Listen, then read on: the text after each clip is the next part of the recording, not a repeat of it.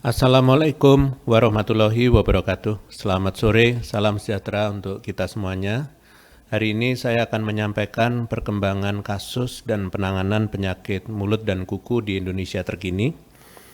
Hingga tanggal 20 September 2022 dapat saya laporkan bahwa jumlah provinsi terdampak PMK adalah sebanyak 24 provinsi, dengan 8 provinsi diantaranya sudah tidak melaporkan kembali adanya kasus PMK. Meskipun tren kasus terpantau melandai, namun pelandaian masih belum stabil dan masih terjadi penambahan kasus baru PMK. Dengan demikian, kami menghimbau agar upaya penanganan PMK semakin gencar dilakukan, baik oleh pemerintah pusat maupun pemerintah daerah, dengan dukungan penuh dari seluruh masyarakat Indonesia. Dalam perkembangan penanganan wabah, terdapat cukup banyak dinamika yang terjadi di masyarakat, khususnya yang berkaitan dengan perpindahan komoditi ternak, baik hewan hidup maupun produk-produk turunannya, untuk memenuhi kebutuhan ekonomi dan pangan asal hewan. Menghadapi situasi ini, perlu pengaturan lalu lintas hewan dan produknya agar tidak menjadi penyebab penyebaran virus ke wilayah yang lebih luas lagi.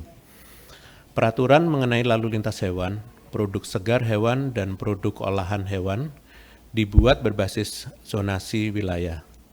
Terdapat 4 zona, yaitu kabupaten kota zona merah, kuning, hijau, dan yang terbaru zona putih, yang merupakan kabupaten kota yang sudah tercatat tidak memiliki kasus PMK selama 1 bulan dibuktikan dengan data surveillance aktif rutin.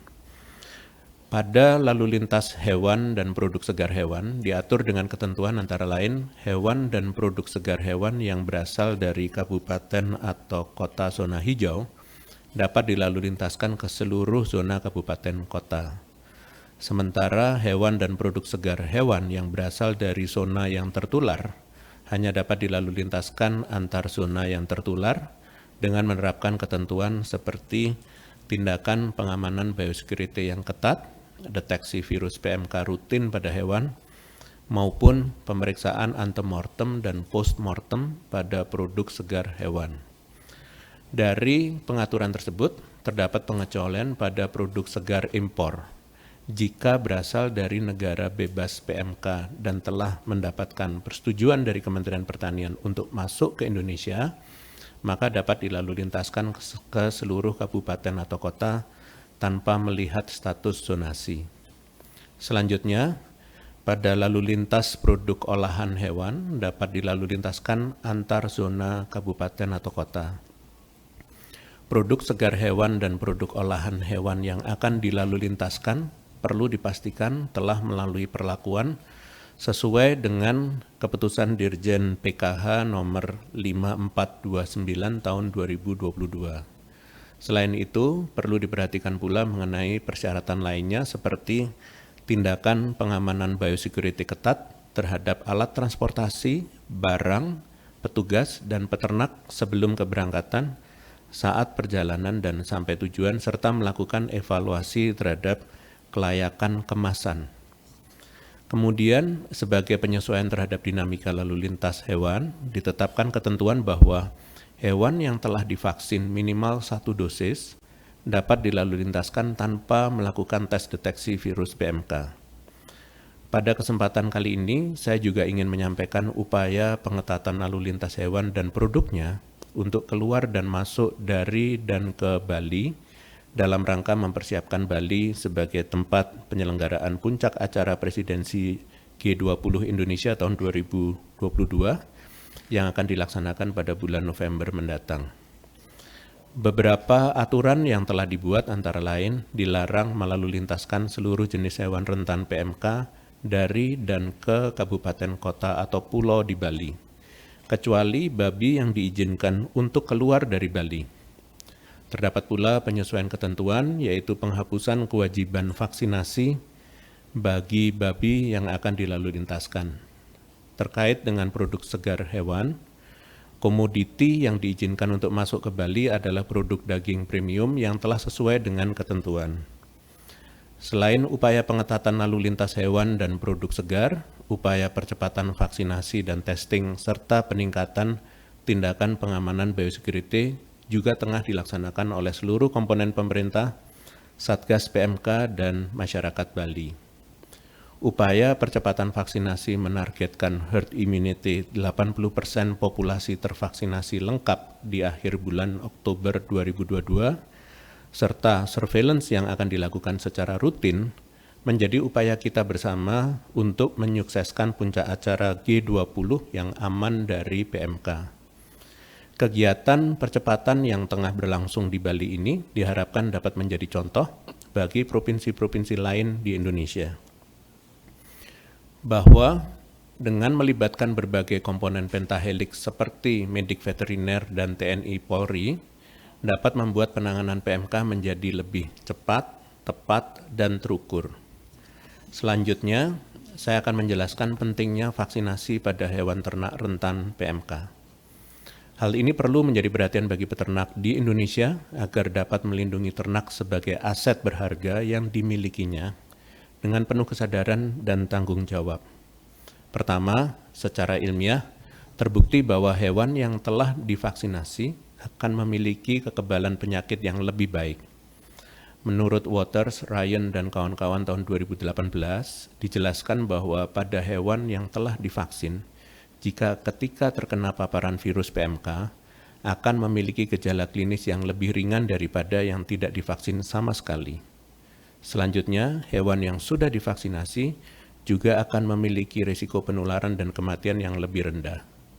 Selain itu, berdasarkan jurnal yang ditulis oleh Park dan Miyong tahun 2021 disebutkan bahwa kekebalan yang didapatkan hewan setelah vaksinasi PMK akan mencapai minimal 96%. Kedua, vaksinasi memiliki dampak secara langsung maupun tidak langsung pada ketahanan pangan nasional. Kegiatan vaksinasi yang baik akan mengembalikan produktivitas hewan dan berimplikasi pada pemenuhan stok komoditi pangan asal hewan yang kembali stabil seperti daging dan susu. Yang ketiga, kegiatan vaksinasi akan berdampak pada pemulihan ekonomi masyarakat khususnya peternak. Dengan terlindunginya ternak, diharapkan aktivitas sektor peternakan dapat kembali maksimal sehingga peternak dapat kembali memperoleh keuntungan sebagaimana mestinya. Sejak wabah PMK muncul kembali di Indonesia, pemerintah mencetuskan program vaksinasi pada hewan rentan PMK sebagai upaya proteksi atau perlindungan. Hingga saat ini, program vaksinasi masih dioptimalkan pada sapi dan kerbau, kecuali pada Bali, dengan target vaksinasi adalah seluruh hewan rentan PMK. Target ke depan tentunya adalah vaksinasi pada seluruh hewan ternak rentan PMK, sehingga paling tidak dapat mencapai herd immunity sebesar 80% dari populasi sesuai dengan anjuran Badan Kesehatan Hewan Dunia atau WOAH. Vaksin yang kini telah didistribusikan ke hewan rentan PMK adalah jenis Aftopor. Selain itu, Indonesia juga telah menerima bantuan vaksin monovalen dengan jenis Aftogen Oleo sebanyak 1 juta dosis dari pemerintah Australia yang ditujukan untuk percepatan vaksinasi dalam rangka persiapan puncak acara presidensi G20 Indonesia tahun 2022 di Bali. Selanjutnya, akan datang beberapa jenis vaksin lain melalui mekanisme pengadaan oleh pemerintah secara bertahap untuk memenuhi kebutuhan agenda vaksinasi PMK. Secara simultan, pemerintah akan tetap mendorong upaya peningkatan kapasitas perusahaan dalam negeri agar dapat memproduksi vaksin PMK secara mandiri. Percepatan pengadaan, pendistribusian, dan penyuntikan vaksin akan terus diupayakan agar peternak Indonesia dapat kembali beternak dengan aman. Selain itu, perlu diketahui bahwa gejala ikutan pasca vaksinasi pada sapi, kerbau, kambing, domba, dan babi merupakan hal normal yang dapat terjadi. Jika ditemukan ternak yang mengalami gejala ikutan pasca vaksinasi, peternak dihimbau untuk tidak panik dan tidak menyerah dalam memberikan perawatan bagi ternaknya. Laporan dari lapangan yang menunjukkan adanya kasus hewan yang sudah divaksin memperlihatkan gejala klinis PMK merupakan hal yang kurang tepat. Hal yang menyebabkan gejala klinis PMK muncul setelah hewan divaksin adalah adanya kemungkinan virus PMK yang terlebih dahulu masuk ke tubuh hewan dan belum menunjukkan gejala klinis saat vaksinasi dilakukan. sehingga hewan seolah terkena PMK akibat vaksinasi karena gejala klinis muncul setelah vaksinasi dilakukan. Saya tekankan bahwa vaksinasi bukanlah suatu upaya pengobatan yang dapat menyembuhkan penyakit, melainkan upaya perlindungan awal yang dapat diberikan untuk memicu timbulnya kekebalan tubuh sehingga hewan tidak mudah terserang suatu penyakit. Melihat fenomena ini, maka peternak dihimbau agar kooperatif saat hewannya akan divaksin dan petugas dapat semakin gencar melakukan edukasi dan upaya vaksinasi. Pada prinsipnya, vaksinasi PMK pada hewan ternak menjadi hal yang akhirnya wajib dilakukan oleh para peternak di kabupaten kota zona merah, kuning, dan putih. Upaya ini dilakukan untuk melindungi ternak sehat yang belum maupun pernah terjangkit PMK dari risiko penularan virus, sehingga jika upaya ini dilakukan secara cepat dan masif, dapat menekan persebaran virus ke daerah-daerah yang belum tertular. Maka dari itu, saya himbau kembali kepada Satgas Daerah dan tim vaksinator di tingkat kabupaten kota, agar lebih gencar lagi dalam melakukan vaksinasi bagi ternak rentan PMK yang ada di daerahnya masing-masing. Saya kembali mengingatkan bahwa selain percepatan vaksinasi, perlu adanya percepatan seluruh strategi penanganan PMK lainnya yang terdiri atas testing, biosecurity, pengobatan, dan potong bersyarat.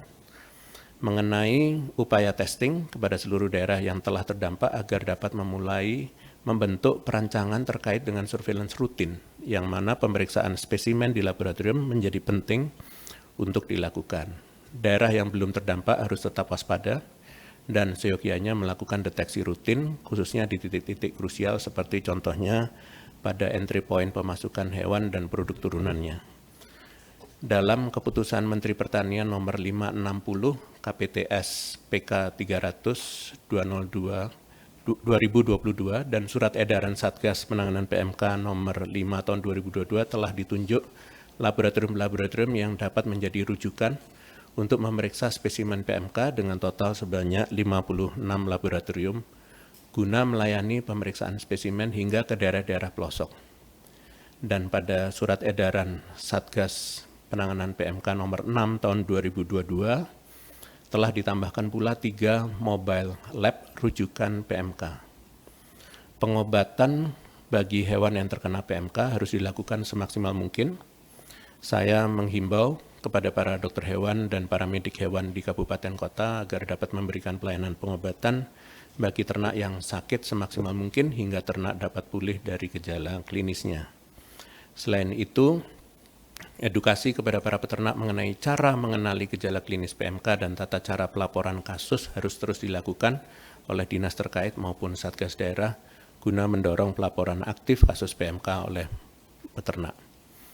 Penerapan tindakan pengamanan biosecurity merupakan salah satu tameng yang efektif untuk mencegah penyebaran virus PMK ke area yang lebih luas.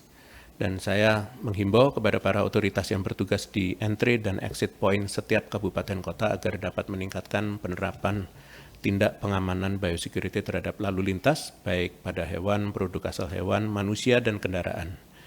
Kemudian untuk Satgas Daerah diharapkan dapat menggencarkan sosialisasi kepada para peternak mengenai upaya-upaya tindak pengamanan biosecurity efektif yang dapat mereka lakukan di peternakan masing-masing. Untuk peternak diharapkan bersedia dan mampu untuk menerapkan tindak pengamanan biosecurity di peternakan masing-masing agar ternak dapat aman dari PMK dan kegiatan ekonomi dapat kembali berjalan dengan baik. Terakhir, untuk upaya potong bersyarat, saya menghimbau agar pemerintah dapat segera melakukan pembayaran bantuan potong bersyarat terhadap ternak yang telah didaftarkan dan telah memenuhi persyaratan administrasi. Penuntasan pemberian bantuan potong bersyarat tahap 1 dan tahap 2 seperti yang telah dilakukan di Provinsi Bali, saya harap dapat segera diterapkan di seluruh wilayah terdampak lainnya. Dan sebagai penutup, saya ingin menginformasikan bahwa surat edaran Satgas Penanganan PMK mengenai percepatan penanganan PMK sedang dalam tahap penyusunan dan akan segera diterbitkan. Dalam surat edaran ini, akan diatur tentang target-target yang harapannya dapat dicapai oleh daerah terdampak PMK di setiap poin 5 strategi penanganan PMK hingga akhir tahun 2022. Selain target-target capaian di setiap strategi penanganan PMK, dalam surat edaran tersebut juga akan diatur mengenai hal-hal apa saja yang butuh untuk dipersiapkan oleh daerah guna mencapai target. Bersama kita dapat segera menuntaskan wabah dan menuju Indonesia yang bebas PMK. Sekian konferensi pers hari ini, saya lanjutkan dengan sesi tanya jawab media. Terima kasih. Terima kasih Prof. Pertanyaan pertama dan yang terakhir dari Ari, Mongabai Indonesia. Apakah pemerintah melakukan investigasi terhadap dari mana asal masuknya hewan atau daging hewan yang berpotensi membawa masuk PMK ke Indonesia? Apakah penyebabnya dari impor daging sapi atau kerbau dari negara umum belum bebas PMK seperti India atau Brazil? Mengetahui asal-usul virus masuk bisa jadi satu langkah antisipasi penanganan. Apakah dari Satgas juga berkoordinasi dengan kementerian atau lembaga terkait untuk membahas persoalan ini? Terima kasih. Baik, terima kasih Mongabai Indonesia. Terdapat cukup banyak titik masuk hewan dan produk hewan baik yang legal dan ilegal, baik lewat jalur darat, udara, dan utamanya laut. Pada dasarnya merupakan tugas seluruh elemen masyarakat dan pemerintah untuk dapat menjaga titik-titik masuk ini. Namun tentunya otoritas di titik lintas batas memegang peranan sangat penting dalam melakukan screening ketat terhadap komoditi-komoditi yang melintas masuk dan keluar.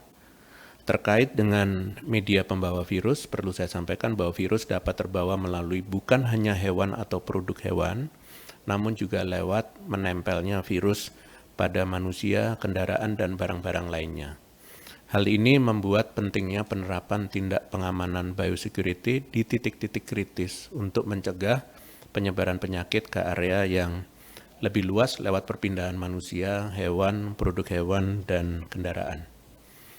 Baik, dengan demikian konferensi pers berakhir. Terima kasih atas perhatiannya. Selamat sore. Wassalamualaikum warahmatullahi wabarakatuh.